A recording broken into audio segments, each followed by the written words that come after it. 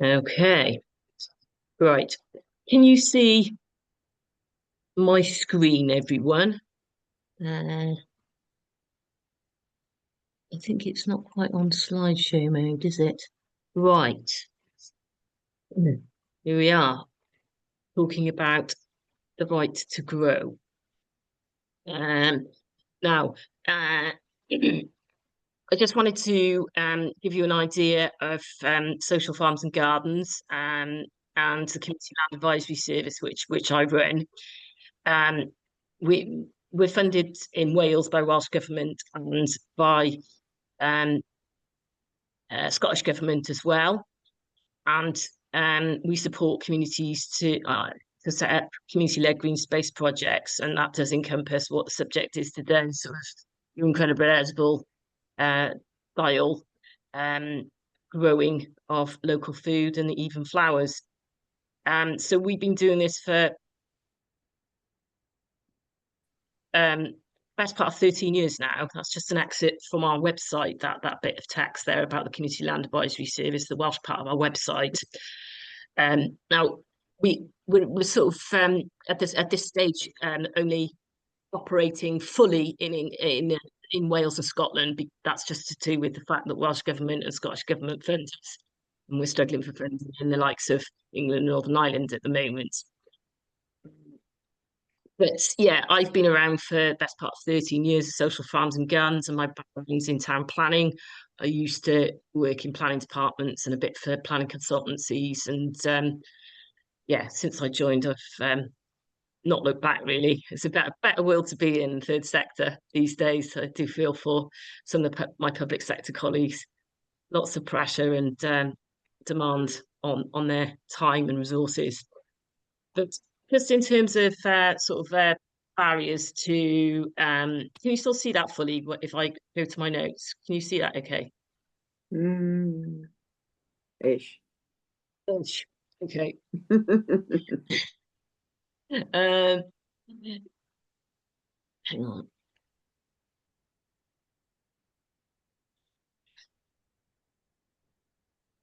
Well, I'm just going to say a few words, and then I'll go back to the slides properly.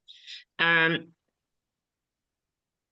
you're probably aware, some of the barriers to gaining access to land for growing food or even just a few flowers is we're fully aware of what the barriers are, but it's only right that I try to explain might work together and overcome challenges because we've been doing it for so long. We can help with knowing what to do here at Social Farms and Gardens and how to start setting up your group and clear ambition and setting up quite easily and properly, and making sure that you know all the owners of the land and understanding government processes. We're experienced at that sort of thing. We're a small team, but we're dynamic, and we're pushing the likes of local and national government for policy change. As I said, that is mostly in Wales and Scotland at the moment due to funding. But we can be a very useful conduit in negotiating small, large pieces of land. And it's important, some of the things that are important to do is your due diligence, find lots out about landowners and decision makers and research them. Don't stalk them, but get to know them. And if you think about it, the likes of Pam didn't get to where they are today just by sitting on their laurels. So get yourselves out there and speak to the right people. Having said that, it's important to do things sort of in the right way by respecting people and process, even though it can be frustrating. And it's also, I think, important to speak to other local people and groups in your area that have achieved similar things to what you want to do. So they have a wealth of knowledge of information. They're also likely to know who you should speak to and the best way of promoting your idea and approaching people. Now, did you know that you don't need planning permission to grow food? Believe it or not, that does come as a surprise to a lot of people. But it is important to speak to the right people and get the right permissions, even if the likes of Pam, Greg, and I might encourage the odd bit of guerrilla gardening. it's important not to wind people up. So speak to your local politicians first, and hopefully they'll point you in the right direction. But Community Land Advisory Service team is here in Wales and Scotland.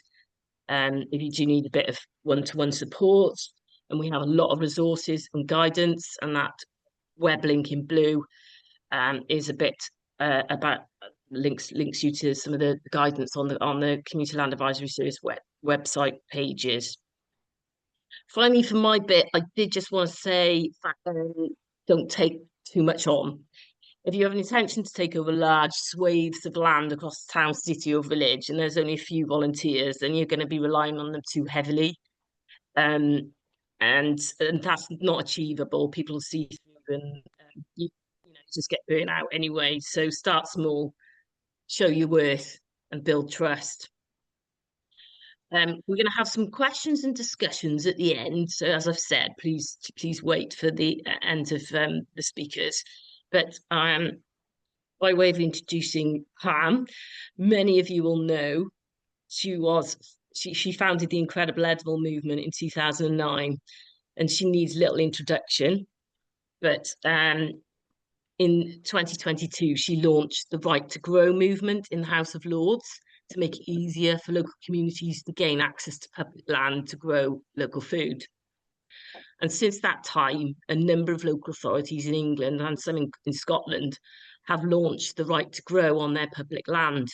So this is now an opportunity to hear from Pam about how that campaign is going.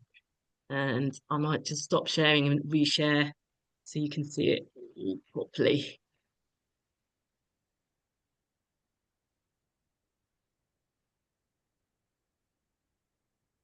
Do you want me to start banging on? Yes. Okay. I'll bring the slides up now.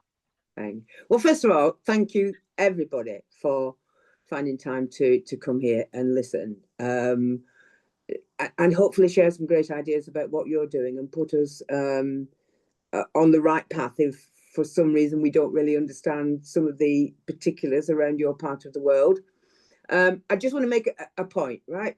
Walking and chewing gum at the same time, I'm not great at it, as I've said before. So if you are asking any questions in chat, then the likelihood of me being able to respond to those questions at the moment while I'm banging on about this is highly unlikely. So more than happy to answer those at the end if that's useful to everyone. But I just wanted to explain, I'm not being rude. I just don't have the technical skills to do it. So you're going to see a number of slides that Lucy's kindly prepared, but I just wanted to talk you through where we are with this, because Lucy identified some of the obstacles to progress in the previous slide, but actually there's more than that.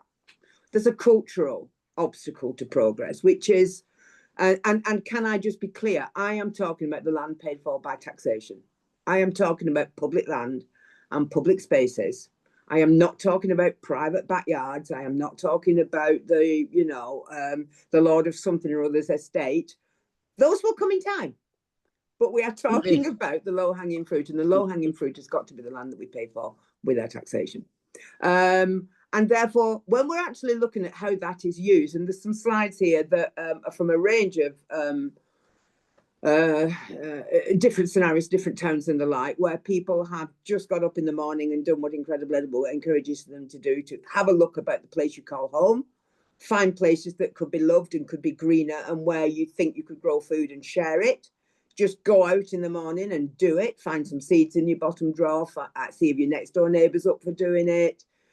But obviously, because we're not daft, don't do it where there's no water, ever. Don't do it where nobody's going to pass through, and therefore you've just spent an awful lot of time doing something that's telling a great story, but not actually having anybody receiving that story. So all the things about Incredible Edible that you all know, and the commonality of what Social Farms and Gardens are doing and what we are doing and what many others, Capital Growth and the like, are doing across the country.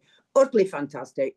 Proof of concept. We know what we're doing. We don't poison people. We do produce more food than, is being produced without the community's engagement. We know that we could produce up to 40% of our own fruit and vegetables from public spaces as designated.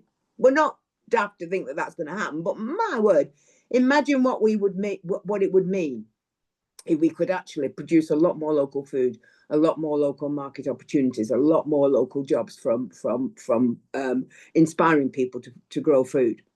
Before I get into that, I just want to make a point, which is, although those are the big issues that Lucy did touch on, it is the fact that councils, and I am talking about councils first and foremost, it'd be great to include health authorities, it'd be great to include other areas, whether that is on defence estates or whether that is Crown estates or whatever else it might be. But for now, we're talking about the local authority in your area and your relationship with them and the land around you, and what we can actually do to prove the point that we are not dangerous and actually we are part of a solution. Food growing is not prioritised in most local authority policies. Food growing is not seen as a no-brainer when it comes to dealing with big issues on public health, big issues on community cohesion, big issues on the environment. It isn't seen as a priority, and yet it ticks all the boxes. And yet it is something that we can all engage in should we want to do that. It seems to me, in times of crisis, that not to harness the power of people and their ability to grow food in the place they call home is just lazy thinking. And we need to do something that can help demonstrate that we really are part of your solution. And we're really not here because we don't think that councillors and officers are bad people, because they're not. They're just in a system where there's a default position that says, no, you can't. And we're trying to say to people, actually flip that. The question should be, why shouldn't we? Not how can we? It just seems to me that the evidence, length and breadth of the country, backs the proposition that says communities are perfectly capable of turning grey spaces into green spaces, food deserts into flourishing harvests and orchards. All these things are entirely possible. We have the evidence. So I did launch it in 2022. I did start the conversation in the House of Lords in 2022. It was backed by every member in the Lords. It was backed across all political parties as being a no-brainer. I never thought for a minute that was going to get in the Levelling Up bill. That's not why I did it. Why we did it was to start a conversation. Why we did it was to show more people that there are some really interesting solutions to some of the issues we've got around poverty, around the planet, around health crises, around food resilience, and so on. And my word, it did.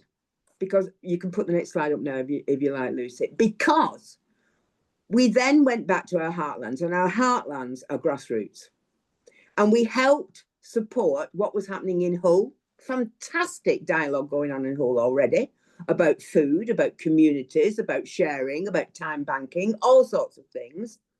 But collectively, with a bit of a push and a framework of how you might want to create a motion to present to the council, Hull, bless their cotton socks, were the first ones to embrace that as a concept, followed by Runnymede, later followed by Bury, followed by other places who said, we haven't got all the solutions now to how we really build strength and well-being in our communities. Let's start to take this seriously and do something about it. So the work that we're doing in Hull is fantastic. And for 12 months, they've been working out with their community how this can happen, because this has to be two hands clapping.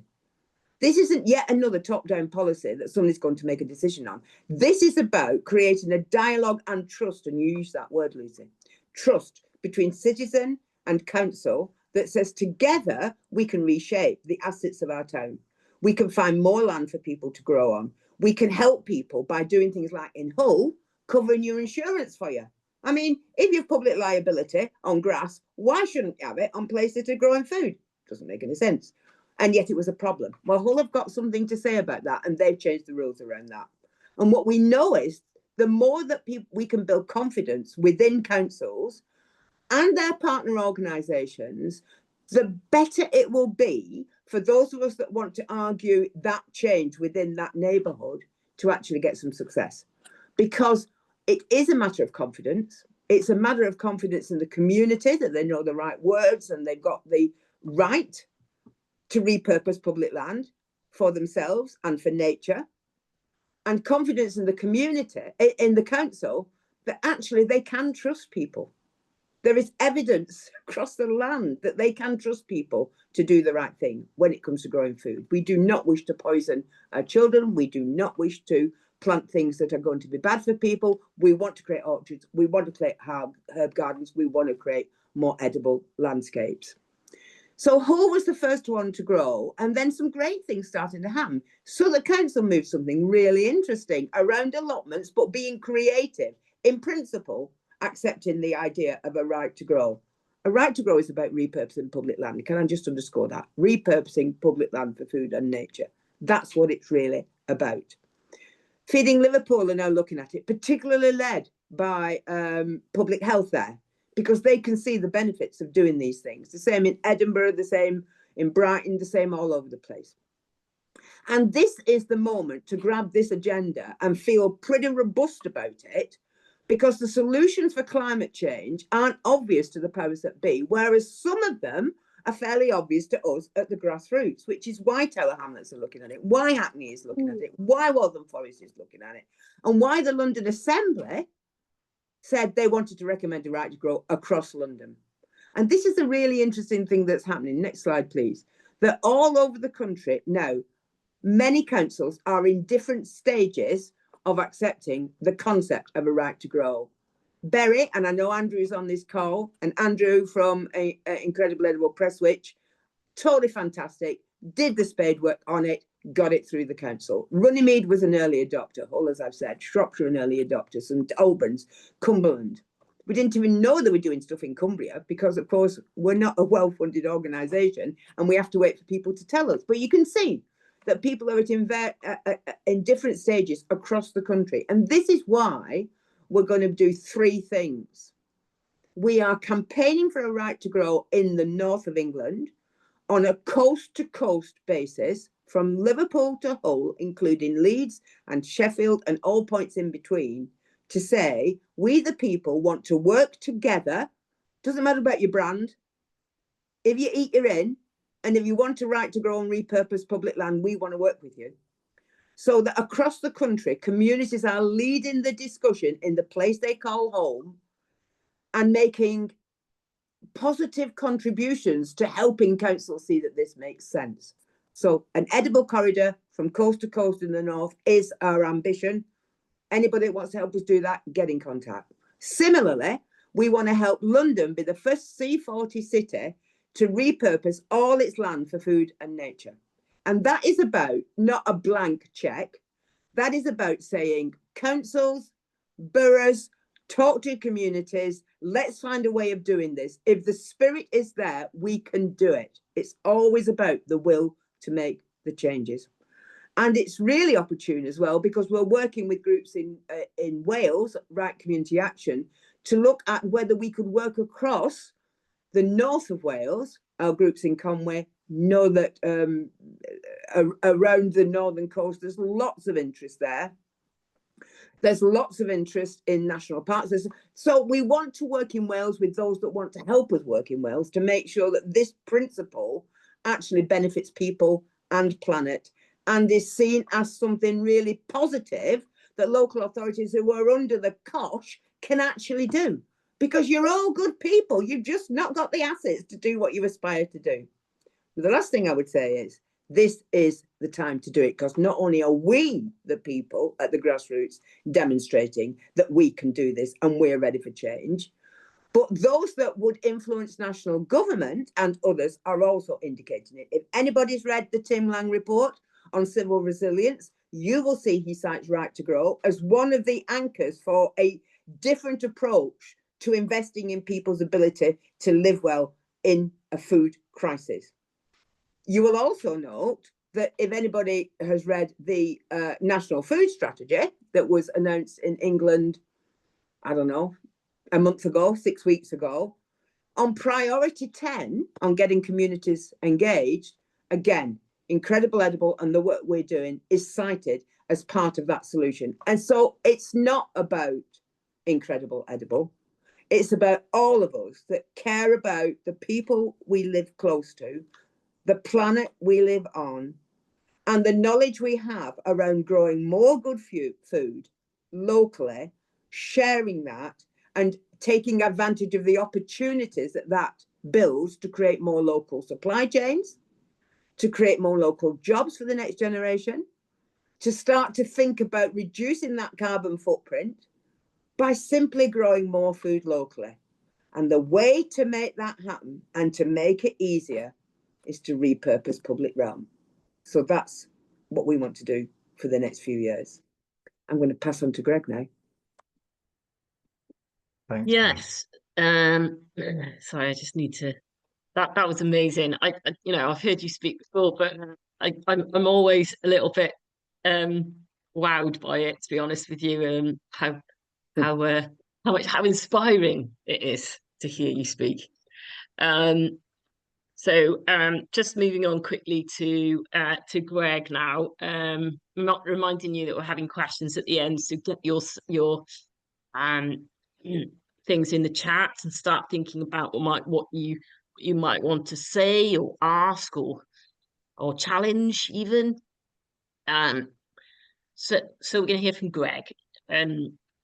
Greg Frey is the community organizer, Waltham Forest Food Growers Network, and he's a co-opted member of Organic Lee and co-founder of the Waltham Forest Right to Grow campaign. And he also writes at gregfrey.substack.com. Right, let's share again. Thank you. Don't worry about the slides, Lucy. It's all right. Oh, it's so lovely to hear you speak again, Pam. As everybody here knows, having just listened to that, what a sort of thrill and a hard act to follow as well. Yeah, thanks again to everybody's here. It does mean a lot that you've taken this time out of your busy lives to learn about, I guess, what we're trying to do and think about how it lines up with what you're all doing already. Pam, quick shout out to you and the work that you're doing and have done. I mean, I remember when I first heard about Incredible Edible and just the like we're gonna get on with it spirit, just the like we aren't waiting for. I remember the line, we're not gonna, we'd rather ask forgiveness than wait for permission. And I just love it. It's like, it's a real belief in people actually that I feel like has animated your work and what you've done. And it is definitely following through into this campaign. So my name's Greg. I am going to tell you about a very specific kind of version of this whole national thing. And I think Pam knows more about the kind of overview than me, but I think I'm right in saying that like every place is doing this differently. And a lot of what makes it work and doesn't work is about how well you can pay attention to what's going on in your local authority, what's going on in your local community, and how these things can be brought together under a kind of Right to Grow banner, and how that banner might serve you. I can see myself really big, which is fine, but it's You want me to move it? Yeah. No, I'll just hide it for myself. All right, I've done that. Thanks. Yeah, so I'll tell you a bit of the story of how we've gotten going, and hopefully some of that, yeah, might be sort of instructive or at least interesting for you all. But yeah, it's a specific place with a sort of specific setup. So we have this thing in our borough. So we're in the sort of northeast of London. We're one of the sort of 33 boroughs, I guess there are, and we have quite I think a relatively like unique setup in that we have quite a strong community food movement. We're really lucky to have Organic Lee, which is a sort of 20-year-old workers co-op market garden at the north end of our borough that runs loads of trainings and that distributes a lot of amazing fruit and veg in our area. And they've been working for a long time to build the movement, I guess, to recognize who's interested in growing food, how can we help them. And what they helped set up was something called the Waltham Forest Food Growers Network. So we're in the sort of particular position where we have this kind of network of 30 plus food growing groups in the borough, and there's people know one another, relationships already exist. Yeah, there's a sort of an understanding of the importance of kind of working together. So we had all of that, and honestly, like I came into and my role was to sort of coordinate that network, and I always felt so privileged to have a bit of an overview of like all these incredible people who are dedicated, mostly volunteer, right? Who are dedicating so much of their time to working with others, to grow food, to grow medicine, to repair land, to work with vulnerable people. And as Pam said, it's just like a no-brainer. It ticks so many boxes, this food growing business. And also, as Pam said, councils just aren't prioritizing it. And this was so true in our borough. When I came in, we had this thing called the Food Partnership, which is a little space where we would meet up with some of the people from the council, and we would try and figure out, how do we want to work together? What do we want to try and do? And for months and months, I was just like, this isn't going anywhere. Like, the council aren't really offering any kind of meaningful support for us. It just feels like a bit of a tick box exercise. And, and I've got sort of the climate crisis in the back of my head. I've got the food crisis in the back of my head. I'm like, we've got to be doing more. There's so much people power here, and it's just not working with our local authority. So that was like a few months, and before I even came, there had been this long process of like, let's come up with a food strategy. The council had asked lots of people in our borough for their opinions and their input, and then for some reason they'd sort of shelved it. And I came in and I was like, so why have you shelved it? I couldn't really get anywhere. It's kind of murky and mysterious. And still never got to the bottom of that, but realized that the reason they're not prioritizing it is because they have a lot of other things to think about. As we all know, council budgets have been slashed. They're really on the like front end of trying to support some of the most marginalized people, vulnerable people in our society. Got a lot to do. And so they're just kind of missing this trick. So it was kind of like, all right, they're not prioritizing food growing. It's our role to try and get them to do that. What are we going to do? A few of us kind of food growers in the borough sat down. We need some kind of campaign. We need to try and get them to sign off on this food strategy. We need to get them to just be able to pay attention and see how this is serving lots of their other things that they already said they want to do. And we were kind of coming up with a bit of a plan. And then out of the heavens, we got this we saw this sort of, I think a couple of us went to a talk, and the Right to Grow just felt like this really perfect frame. So that was the kind of way around that we approached it. We kind of like knew we needed a bit of a like banner, a bit of a like something to hold on to try and get our council to do more. So Right to Grow was the banner that we took. And yeah, part of the really lovely thing about the way that Pam operates is that it's, it sort of comes back to that, like, if you eat, you're in thing. It's like, there's no bureaucratic process. We want to start a Right to Grow group. Can we apply to be able to do that? Blah, blah, blah. It's like, if you're going to follow broadly the principles, use this tool set and apply it in your area. So we did that. And kind of, I don't know, but I think one of the things that we're really trying to focus on, that might be a little bit different to other groups, is we're really trying not to get bogged down in like working in like lots of meetings with the council that aren't going anywhere. We really kind of recognize that, like, actually we have had lots of meetings with the council. We want to work with them. We're not like, screw the council, we hate them. We want to work with them, but because they have so much on their plate, we need to do a little bit more to push this up the agenda. So we basically decided, like, instead of getting sucked into all of that world, we're going to spend half a year going out there, trying to see who in our borough is interested in food growing, which is what we've done. We had this nice little leaflet that you're all welcome to steal if you like, that's helped us quite a lot. It just says, would you grow food if you had space? And there's a little sign up link on it. And it's not like overly complicated. It's not like we're this campaign and this group and this brand and like da da da. It's just like, do you want to grow food? And we've built like a list of hundreds of people in our borough who are interested. And it was a bit of a like gamble, I guess. It was a bit of a like experiment. It was like, remember at the beginning, somebody was like, okay, so you want to get a right to grow, but like, do people want to grow? Like, is there anybody out there that's actually interested? And I was always thinking yes, but we had to kind of go and prove it, right? So we're building this list. We have applied to raise a bit of money. We've done a crowdfunder. We have broken up the borough into parts that we want to focus on. We've chosen particularly deprived parts of the borough because we think those are the parts of the borough that food growing is going to serve the most. We're going in, flyering, bringing people who sign up together, identifying land, and supporting people to just get on with it.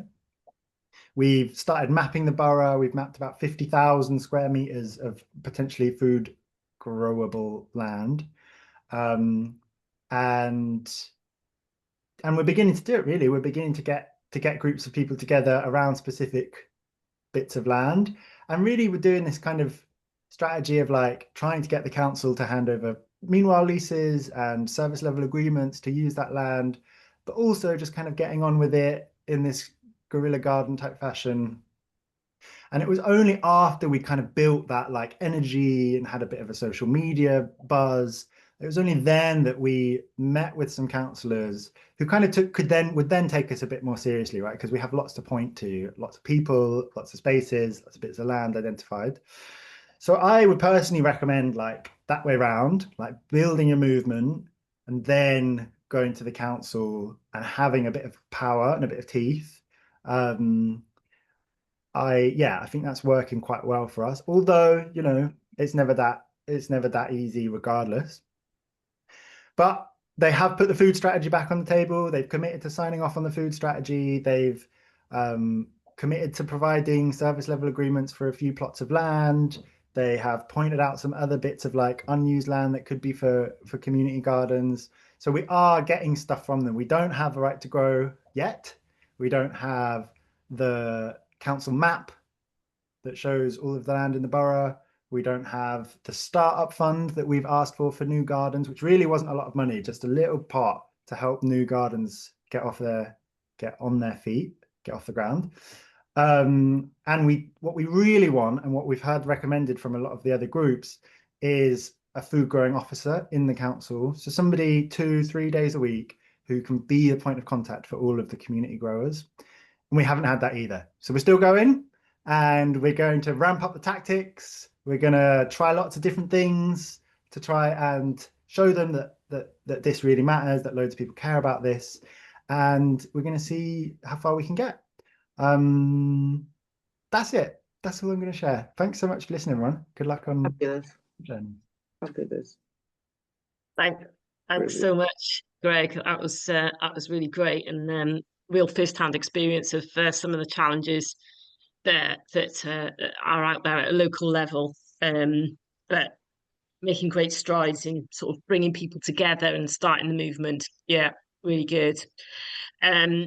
Just moving on to our next bit now is 4:37, so we got about 20 minutes, and I've had a look at the chat, you'll be pleased to hear, and there's a few people that have been full of praise, and we've had people like Penny from Rill, Amber, our colleague in London, Louise from Baldock, Andrew at Incredible Edible Presswitch, Mark Rogers in London, Paul and Richard at Grow Together Bucks, Owen from Landrindod, Helen from West Wales, Susan from Brent, so many, Erica Mid Wales. But there are some questions, 3 or 4 at the moment, but people can continue to add in the chat. And once we've got through those, maybe put your hands up. Mark Rogers from London was asking if Capital Growth still exists and Edible London, and if we're linked with them. And from a Social Farms and Gardens perspective, we've got Amber on the call, I believe, who's You've got Rachel too, Capital Growth. Oh, Rachel's here as well. Yeah. So I don't know if one of those want to say something about London generally and how we're involved and linking up. I'll go ahead while Rachel turns her camera on, I think, if you're happy to do that, I Rachel. can't turn my camera on for some reason. It's not letting me. All right. Okay. So yeah, You go first, capital Amber, growth and are I'll going chip in. strong. Yeah. Okay, lovely. So capital growth are going strong. Edible London, I think we've got lots of edible boroughs now. I think a lot of them are represented here. The two officers from Lambeth couldn't be here today, but there's food officers in Lambeth who are very knowledgeable about community gardening and are really good to meet at events and to find out what they do and what makes it work in Lambeth. We would love to bring London people together to talk about this in a bit more detail, our networking events, and we could run a training on it as well. We could run a training on engaging people specifically in this, rather than volunteers in general. I think, Rachel, do you want to talk a little bit about capital growth? Essentially, we kind of dovetail with capital growth in that we don't really train on gardening or farming, and capital growth work with their members to do so. Yeah.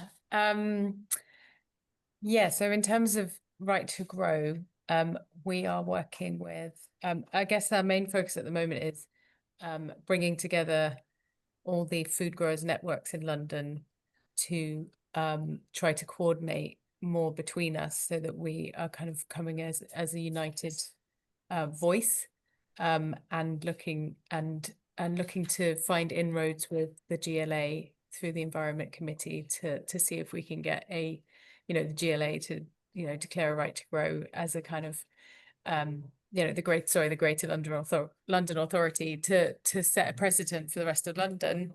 And then we're also working with councils all around London to support them to get to grips with Right to Grow and the practicalities of what it means to actually implement it in their borough.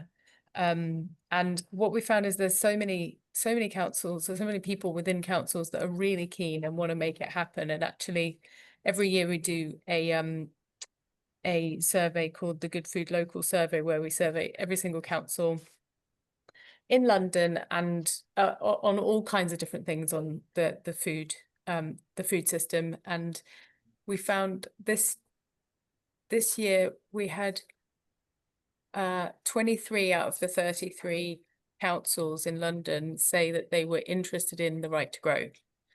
So that's pretty significant. But there's just a lot of barriers, like Greg mentioned. Councils are so they're just very stretched dealing with some really, really frontline issues, and a lot around housing and social care. And it just falls off the radar, but also that it's complicated. Even though it seems like a simple thing, within councils, there's, food growing sits across so many different sort of departments and strategies, that it's not really as straightforward as just, you have to get a lot of different people on board and a lot of coordination. But it is starting to happen, and Southwark is doing it. And they're doing it pretty well, and we're working to get a few more councils on board and getting going. So there's a lot more work to do, but we're making a start with the help of Pam and Incredible Edible. If I could just jump in, they're doing fantastic work across the piece. But I speak as an ex-leader of a council. The activity, the agitation, the passion has to come from the grassroots, or else you won't push it over the edge. And we are in a huge crisis, as we all know. And we haven't got any time left, and there's no money in the council's budget. So if it's not going to come from us, who's it going to come from? And the bottom line is, it's not that complicated. All you've got to do is the cabinet sits down and has a chat and says, all right, how are we going to meet these things? Why don't we just do a little bit of work and see who else is doing other things? Oh, well, hey, we've got all these assets that people pay their taxes for. Why don't we have a conversation in our various wards in how we can take this forward? Ultimately, the issue is cultural. ultimately, it's about trust between people and state. I hate to be boring, and I'm not making a political statement there, but it is. And that is why the more that, you know, the stuff that Greg's doing about demonstrating proactively initiatives that show that we are part of a solution, not a problem, is absolutely key. But there is another issue, if I might say it. I think London will be absolutely, you know, London will do it London's way, and it's great. And I'm going to, you know, turn up at places with a bit of a roadshow in the autumn to try and rally the troops to help people see this is not impossible. Don't start with it's too hard. Start with it's a no-brainer, and then let's demonstrate what we can actually do. But one of the problems is it's quite confusing for people who are not in our sector to know where the real support for this is coming from. Yeah, I mean, yes, there are things that need to be done, like councils need to, you know, have a dedicated officer to make this happen. That has proven to be the case wherever it has had some real traction.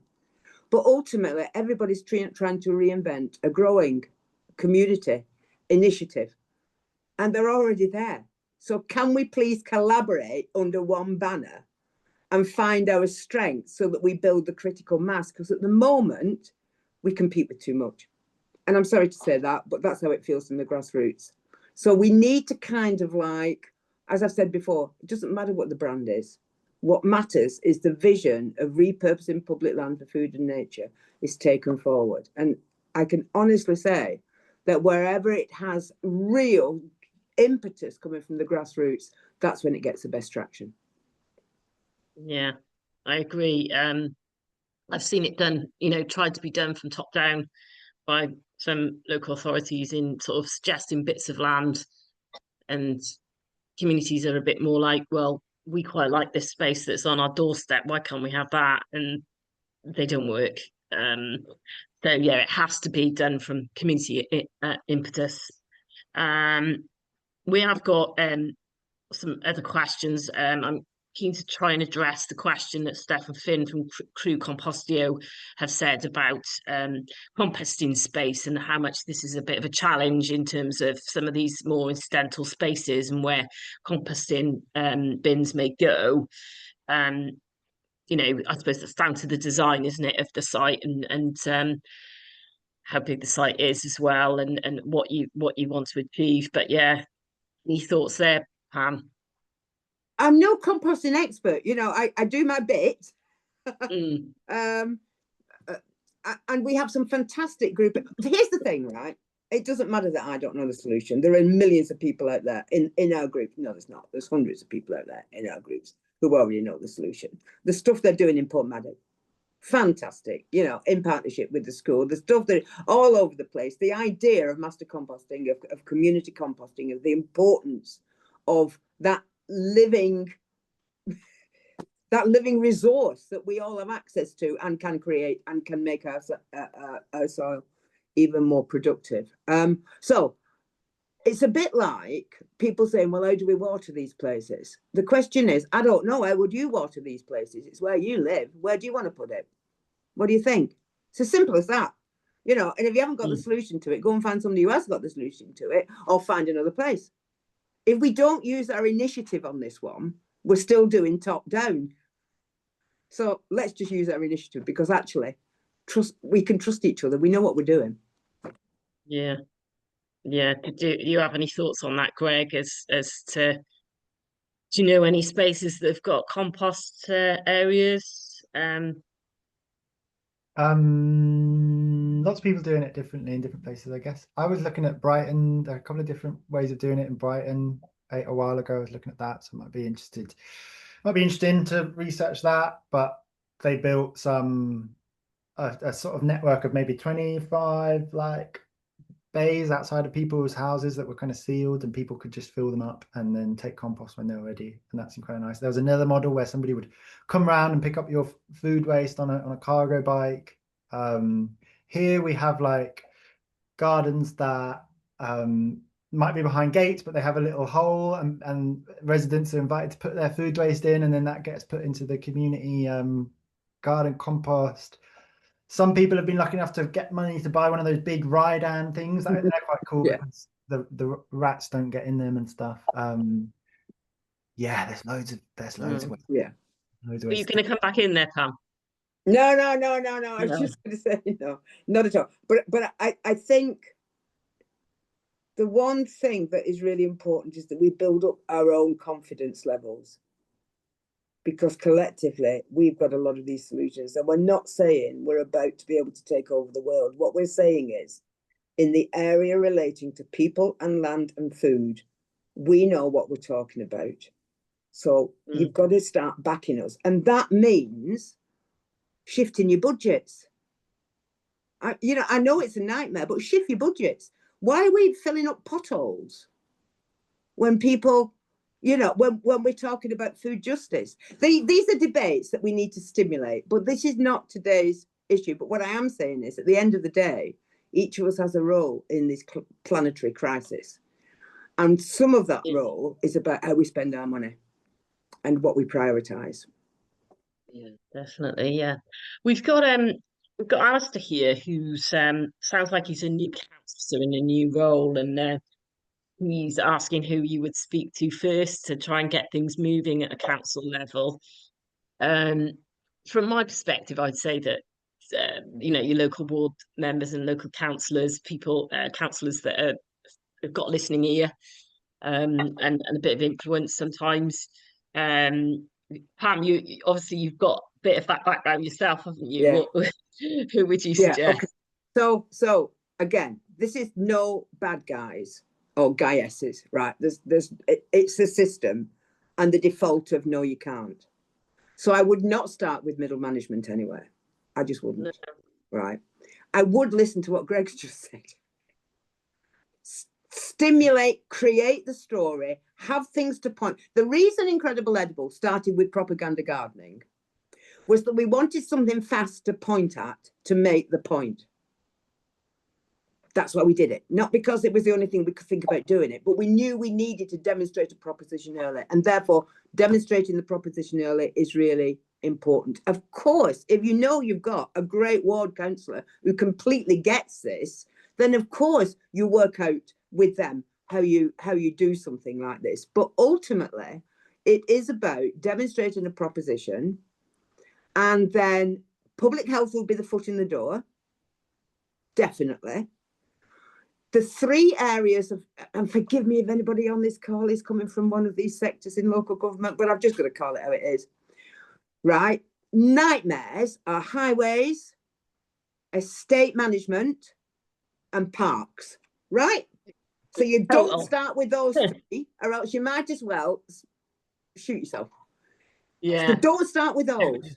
Go with public health. Go with people who understand the importance of cohesive communities. Go with them and help them tell a story. And then don't rush it. I've been doing this 17 years, right? This is not a quick gig. No. And I would say, I said something about starting small and showing your worth as well. If you can, like, where you said, find something to point at. Yeah. If you work with, say, a local GP surgery, for instance, and show people what can be done, start small, show how amazing one little area can look, and then say, right, we've got a movement behind us and we want to try and do more of this. And you need to stop stopping us do it. Yeah. Can I just share one thing? And I could remiss of me for not mentioning it, but given that we do make bricks without straw at Incredible Edible, one of the things that we have set up is a learning and knowledge exchange network. And anybody can get onto it. It's completely free. There's webinars every other month, or every month that we can find the right people to do it. We've had Tim Lang on there. We've had Hull on there. I've been on there banging on. We've had the food strategy people on there. But we've also had Mark from Prestwich talking about how you keep volunteers. We've been talking about Berry and how they actually got it over the line with the council there. This is a knowledge exchange. You just go on Incredible Edible. You say you're interested in it. There's one for the nation that you just plug into, and there's one specific to London that you just plug into. And this is just about exactly what you've said. I couldn't do this. I wasn't sure. And then somebody says, well, I come from over there and this is how we did it. And so knowledge exchange and shared learning is absolutely key to building our confidence. Yeah. definitely. We've got about 7 minutes left. We have a question about attracting labour, and from Mid Wales was asking about sometimes attracting volunteers and things is a bit hard, isn't it? And she was asking Greg where you promote your campaign and get people to get involved. Yeah, we put these flyers like door to door. We've targeting specific parts of the borough. We do have like, I mean, I don't know if any of you know this, we probably do, but farming, conservation, outdoor industries in this country are the whitest industries in the whole country. We do have this sort of thing where like the alternative food space, even though it's like pretty radical, full of like a lot of amazing people, it's either not reaching certain communities, or those communities are like not feeling sort of welcome and invited. I mean, there's complexity there, but we've kind of thought like, okay, we want to try, like, it's not easy, but we want to try and intervene in that and break that cycle. So just printing 5,000 of these leaflets and putting them through people's doors, putting them in cafes, pubs, libraries, community centres, churches. Thinking about churches and food banks or food hubs. These are places where like there's a need for food, and there might be a need or an interest in growing your own. But yeah, really just getting out there. Yeah. I've seen the social network next door used quite well as well, in specific local areas to start initiatives, which is something that sometimes people don't think about. But somebody called with initials JM was asking about how you go about identifying possible sites, so much is held back for development. But I think you'd be quite surprised about some of the incidental spaces that are right around the corner from you, and it's about just having a walk around and thinking, oh God, that's a really bad underused space. So much more could be done with it. Yeah. Would you say that, Pam? I'd completely agree with that. I think sometimes the obstacles can be so great, we just don't know where to start. So that's why it's so important to believe in the power of small actions and do small things. But nobody knows their patch better than the people who live in their patch. So we made a mistake. I think it's a mistake, actually, when we launched Right to Grow, that we imagined there would be more to this mapping exercise. You know, digitally mapping what the councils are doing, and is it commercially sensitive and all that malarkey. Well, eventually we may get to that as a proposition, but the key to it was walk your patch, draw your patch, and find out what's already there. You know, and that helped people identify where the fruit trees were. So there was multifaceted, as we all know, and some simple. There's a guy called Mikey who is from Brighton University who did some work with Hull, and there are references to him on our website. Just literally drawing what you can see in front of you, and then using that as your first proposition. We believe that this is a really great sunny spot. We know somewhere where we could actually do some roots over there and break up the soil.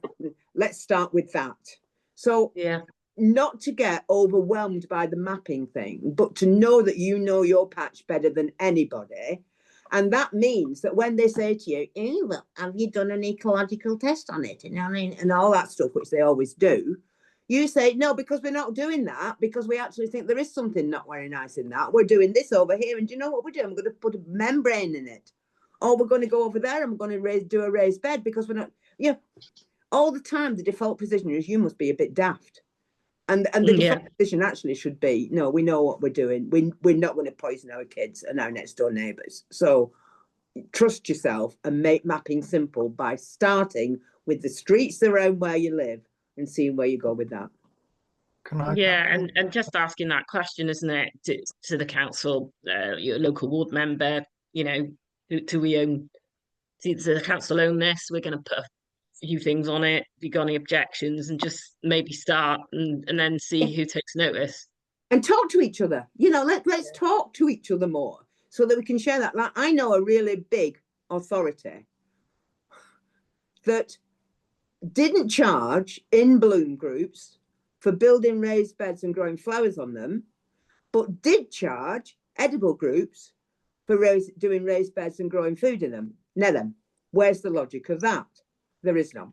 So again, if we talk to each other and then quietly mention that this doesn't make a lot of sense, you know, in a climate crisis, which most people have signed up to, then actually you might even be able to shift little things behind the scene that makes it easier. And then everybody can feel better about themselves. And that opens up a relaxed conversation between the citizen on the street and the officer in the council. And that's how you make progress.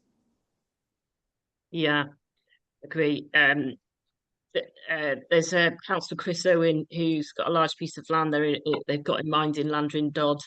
And with that in mind, I just wanted to say, if you've got spaces in Wales or Scotland and even in England, you know, we can support you to work out how best to take them forward. And speaking to people like Pam and Greg as well. It's such inspirational conversation, isn't it? Greg, did you want to finish off with any notes? It's a boring thing to end on, actually, after like all the and stuff. But like how we did our map and how we're doing our map is we created a Google map that anybody can edit, and we just sent that around to all the people that signed up, sent it around on social media, and said add to it. If you've got a piece of land in mind that you think is suitable, add to it. And then we started pulling together little groups of volunteers, and we would just spend the Saturday afternoon just cycling around, taking photos of bits that we'd spotted, adding them to a WhatsApp group, and then later we would add them to the map. So that's just some of how we would be building our map in our part of the city. Yeah, you guys on the ground need to be building the map, don't you? I've seen local authorities spend months, if not a couple of years, trying to build maps of where land might be available, and telling them at the start, please don't do this because it's not going to work. You're going to spend months doing it, and yeah, it's just a waste of time. You guys at the community level, ground up, need to just identify these bits of land, and that's really inspiring, Greg. Thanks very much. Yeah, thank you to Pam and Greg for coming along today and telling us all about what they're doing. It's been really quite inspirational for me, and I've been doing this 13 years. Yeah, let's keep the movement going and try and get more in Wales. I have to work with you guys more. And if you've got any sort of further questions that you're a bit unsure about, please feel free to email me. I'm Lucy Fusion. No, it's not. That's my personal email address, but not to give you that. It's Lucy, Lucie, at farmgarden.org.uk. And there is actually a slide about that. A next event on the Learning Network event, which is a new approach from Cumberland. And I think I'll just end on sharing that slide, if I may.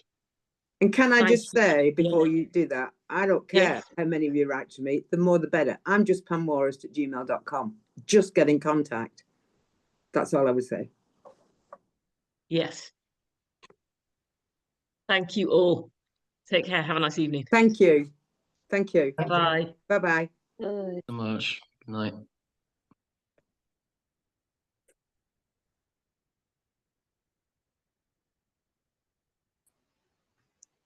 Hi. I was just going to say, so before you close down, I couldn't get all the contacts in the chat or the links in the chat. Is there any chance that you could copy these across to us, please? That would be really great. Yeah, I'll have a look at doing that for you. Yeah. And as some people have put their emails in as well, and there's loads of stuff going on in the chat as well. I can't write that fast. I know, I struggled as well. Yeah. There was a question that I popped in the chat earlier, Lucy, and it was that we've actually got a field. So I just really want to work with a community and start a community group. And actually, the idea of creating a Google map, I think, is brilliant, and getting people to contribute to that. I think we've got an incredible edible near us, but it's kind of it's given me ideas now where to start, where to kick off. But what I would like to find out about is setting up a group, doing it really well. I had a bit of a bad experience in the past, so presumably there are templates and advice on like Yeah. group constitution, that kind of thing. I don't want it to be strict or anything like that. I just want it to be really so that everybody feels kind of safe and not Yeah. overburdened. Do you want to? I'll just put my. Shall I put mine in? I don't mind Oh, putting my any- here's my seems to personal be- one. I think I seem It'd to be great to hear from anyone that's got ideas, recommendations. So I've popped it in the chat, Lucy. Helen underscore. It's McFarlane. underscore, so it's on the line. Yeah, McFarlane@hotmail.com. But that was Okay. absolutely brilliant. I could feel my heart racing with all the excitement. It's just incredible, isn't it? My Yeah, God, I know. didn't realise that webinars could be such amazing. So Just that was Cameron's exciting. just so good at like really like concisely getting that point Just get out there right and do over. Yeah. it. Yeah. No, that's Oh, brilliant. great. And Okay, we'll have a look wow, at that chat and ev- drop you a line as well. yeah, no, Thanks, Helen. that's really great. Thank you so much. I All right. really enjoyed it. It's made me feel a bit more confident now, because at first I thought I just don't know where do we start? Where do we start? But no, that's been brilliant. That's Thank you so great. much, Yeah, no, we'll Lucy. be in And touch then. thanks to all the presenters, just amazing. Thank you. Thank And you. thanks. Bye bye then. Bye. Bye. Bye.